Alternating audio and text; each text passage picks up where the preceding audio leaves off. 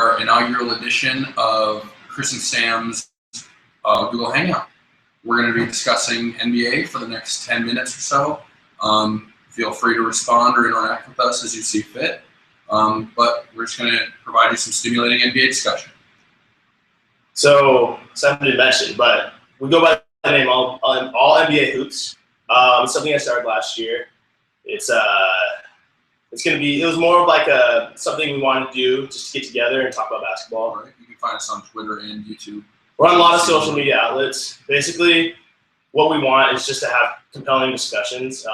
Something that's above like normal fan interaction. Something that goes deeper than just the pure like highlights that you just see on ESPN and Sports Center.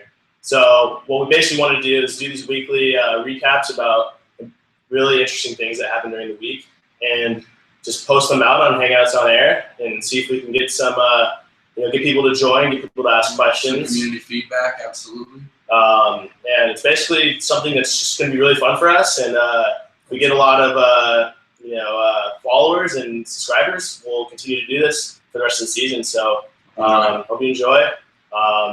First, we're just going to kind of how our format's going to work is we're going to just step through these topics, and me and Sam are going to talk about them. And if you have any questions throughout the Hangouts, feel free to shoot a question in the Q&A. We'll be monitoring it. Yeah, for sure. Okay. So first things first, we got to pay homage to the great Steve Nash. Hopefully not the late, great Steve Nash, but all indications are pointing to his career coming to an end. Effectively now, though he will collect his check from the Lakers this season. Keep getting them checks, Nash. Keep getting them checks, as Jalen and Bill would say. I think the first thing that needs to be said is that he had one of the all-time great careers, simply from inspiring and ushering in a new generation of basketball. Yeah, exactly. Those Suns teams were very fun to watch. It was it was a sharp contrast going from that really slow pace, grind it out. Pistons, Spurs back in the day. Absolutely. It's really influenced basketball in general. You can see this is essentially a byproduct of the 7 seconds or less Suns. Mm-hmm. And I think that's the first thing that needs to be said about Steve Nash's career. Now, as he was traded to the Lakers, some in the Suns organization and Suns fandom would probably say a little too late. He kind of had a downward spiral in his career, brought on almost entirely by injury, because when he was on the court in a Lakers uniform, he looked not necessarily like 2006 Steve Nash, but definitely an above-average NBA point guard. And it's definitely a shame that injuries really brought an end to this career.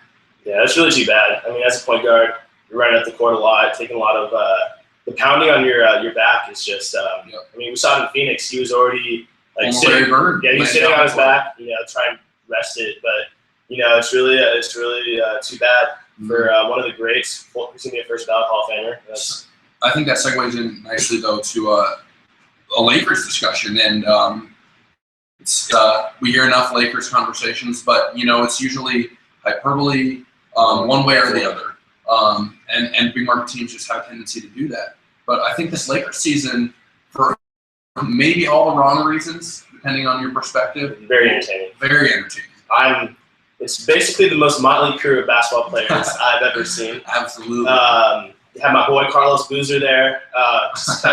We have him, Jay Lynn. No defense. Check. You got Nick Young signed back. No defense. Kind of old Kobe, 36-year-old Kobe. He's trying to play defense. Alex Burks crossed the hell out of him the other day. Yes, he did.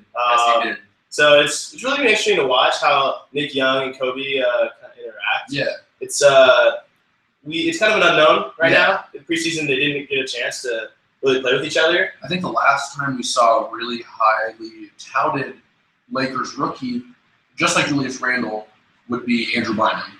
And the first couple years of his career did not go as he probably would have liked, and we know they didn't go as well as Kobe would have liked. Kobe's pretty harsh on rookies. Yeah. I don't see it working out too well this first season. And the Lakers have a precedent of winning and starting. The expectations are very high. Absolutely. Playing a rookie that many minutes is something that usually the Lakers wouldn't be doing. So it's going to be an interesting contrast between the Lakers tradition and smart general managing. We'll see how it goes. I really am excited for Julius Randle as an NBA prospect. Maybe the Zach Randolph comparisons were a little too much as he was coming out of high school, but he's clearly got an NBA skill set, though he's a little undersized. Yeah. We see with a player like Paul Millsap, who is a late bloomer and has come on very strongly since he's in his later years in the Jazz, on the Jazz and in Atlanta now, that a small power forward can be very productive in this league, regardless of that size issue. So it should be very interesting to see. Yeah, we'll see if LA turns out to be a good spot. I mean, I know if I was a rookie in the NBA, the expectations just kind of, they can just kind of almost ruin your career. Absolutely. Like, if they expect you to come out there and average 15 plus and 10 rebounds, something like a double-double, when, it takes big men longer to develop than other players. So and regardless of position, I think rookie expectations, especially in a big market, are really hard to handle. Even in a small market like Milwaukee, we were just discussing earlier today about Brandon Jennings and maybe the issues that his 55-point game brought to his NBA career, and hopefully he'll be able to turn it around. He's still young. But, rookie expectations are huge. And I think this rookie class is going to hear a lot about it because we've been hearing for at least 3 years. Yeah, absolutely. We'll see. We will really see just how this rookie class pans out. So next up, I think we should talk about OKC. It looks like Anthony Morrow is going to be out for 4 to 6 weeks with MCL sprain. Kind of in general, this team's they've already suffered two big injuries. One with KD. He's supposed to be out a month almost. I think 6 to 8 weeks was the initial diagnosis, but the Jones fracture that he suffered is something that has been known to linger. Yeah, so it really, they weren't too aggressive this offseason. They added the three-point shooting tomorrow, but it looks like out the gate they're going to be battling a lot of depth issues, and they're going to ask Russell to do a lot. And I don't know what's going to come out of it. Russell could average. Obviously his stats are going to decrease, but as a team, I don't know how that's going to really play out. Well, I think from my perspective, I'm trying to remain as impartial as possible. It's undeniably fun to watch Russell Westbrook play basketball. It should be very fun seeing him finally in a lead role. And then just from a non-player's perspective, Scott Brooks is going to have to tinker with his lineups in a way that he hasn't before. And Reggie Jackson's been lobbying for a starting role all offseason. Yeah, he could probably start over half the teams. Most absolutely. So don't have a top 5, 10 point guard. That's for sure. And so I think we'll see a lot of Westbrook playing de facto, though we don't have, as we mentioned before, this positionless NBA leaves a lot of leeway. If you were to take an old school approach to it, Russell will be maybe playing more of the 2 while Jackson plays the 1, though they are both score-first guards. They're very similar. They're very similar how they play. Of course he doesn't. The freak out. They just have the body, but their demeanor is absolutely. They're aggressive. They get to the rim. They believe that they're the best, and that's something that it's unteachable. And can we know players like J.R. Smith and Deion Waiters? It can be a horrible handicap. Absolutely. But once again, it'll be interesting to see. Oklahoma City is facing a lot of uncertainty around the free agencies of both Kevin Durant and Russell Westbrook coming up within the next 2 years, 2-3 years. Lakers wants to go back to Washington. Washington and LA is clamoring for Russell Westbrook.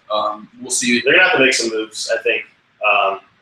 Ibaka's great, but they're gonna have to make a splash just to kind of keep KD and Russell, their outlook, their optimism. With this organization, obviously, they like to be part of this new franchise in Oklahoma City, but they're going to have to make some moves. I know Presti's been a little conservative past couple off seasons, letting go of Harden, not Emerson Perkins. I think that's an ownership issue as much. I'm sure Presti would have loved to keep James. Right.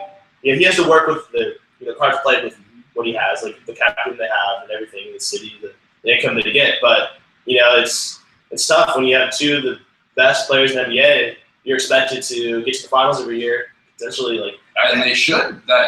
Kevin Durant, though, I'm of the mind that this NBA rank thing that's going around means absolutely nothing. Yeah. It was very interesting to see the response to him being ranked 8th, though it's pretty clear that he's the second best player in the NBA.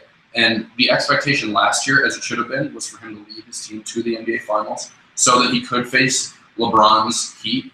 Though it's hard to place blame on anybody facing that Spurs team, which might be one of the greatest teams of all time. It was a bummer, if you will, that we did not get to see that would-be Magic Bird rivalry start in the finals this last year. But you mentioned Serge Ibaka. I think another player who has taken the steps that Serge Ibaka in Oklahoma City would really hope that Serge Ibaka could take is Blake Griffin. And watching him this preseason is just about everything that Thunder fans could hope Serge Ibaka might become maybe 80% of. Because Blake's been stepping out and as a fifth-year pro, I believe, hitting those 20-foot shots. Yeah, really expanding his game. Going from the highlight reel to being a really finesse player, pulling up. He's actually shooting threes now. Mm-hmm. It's scary for these Western Conference teams. It's having 2 potential MVP candidates in Paul and Griffin, and a freakish athlete that a player like Chris Paul can only maximize, and with Blake Griffin's creative passing abilities, DeAndre Jordan. It's just they're going to be a handful out west. Sure. And I think that as it relates to the Thunder, it'd be really nice to see a little bit of development in that Blake Griffin mold from Serge Ibaka. So I think we have time for one more topic. Okay. Really short. Okay. So we're getting a lot of news about the Cavs, obviously. Yeah. We're trying to give a good projection of how they're going to do this year with all the moves they made. Obviously, King James returns. Can we be so quick to say that they're going to be the best team in the East? Obviously, I mean, this initially would be the best, as far as Vegas lines go, as far as gut instincts with Indiana losing Paul George. We have Miami obviously losing LeBron. Derrick Rose is really the catalyst. That is or not.